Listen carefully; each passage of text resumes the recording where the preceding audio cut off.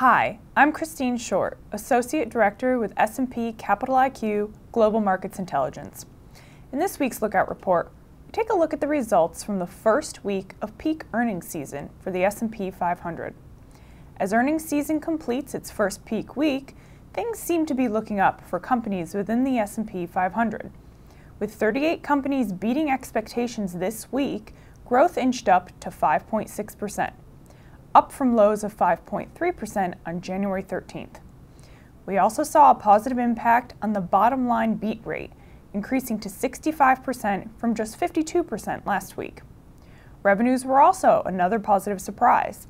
After what seemed like an inflection point in top-line growth last quarter, with a year-over-year result of 4.1%, many analysts and investors hoped to continue to see improvement in that figure for the fourth quarter.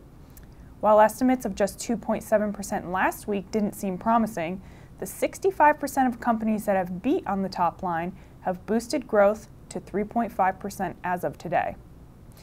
Taking a look now at expected leaders and laggards this quarter, telecommunications is still on top with expected growth of 80%. Thus far, only Verizon Wireless and Crown Castle International have reported from that sector. On the one hand, Verizon beat analysts' expectations on both the top and bottom line, while Crown Castle only beat revenue estimates, missing EPS expectations by 28 cents. It's important to note, however, that the telecom sector only contains 6 companies and therefore has very little impact on the overall index, only contributing 2.5% to S&P 500 market cap. There's also the issue of Sprint Nextel no longer being in the index. The company's dismal results from the year-ago period creates an easy comparison for the current quarter. In fact, if Sprint was excluded from Q4 2012 as well, growth for the telecom sector would only be up 25%. Financials have also fared well in the last week, making them our second biggest leader with 14.7% growth.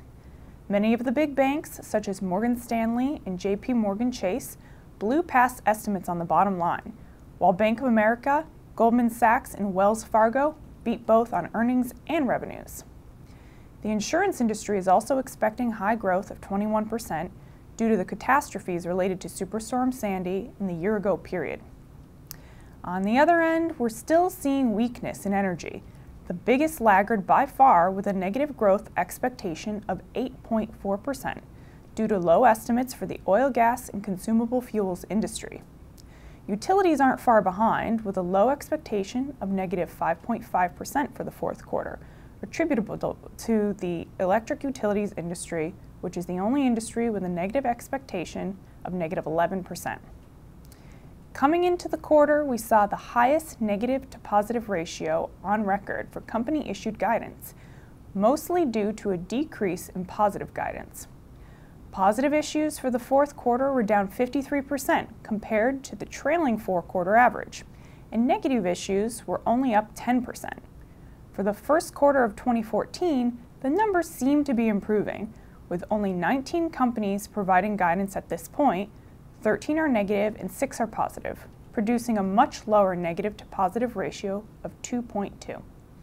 Peak earnings season continues next week with 97 companies scheduled to report.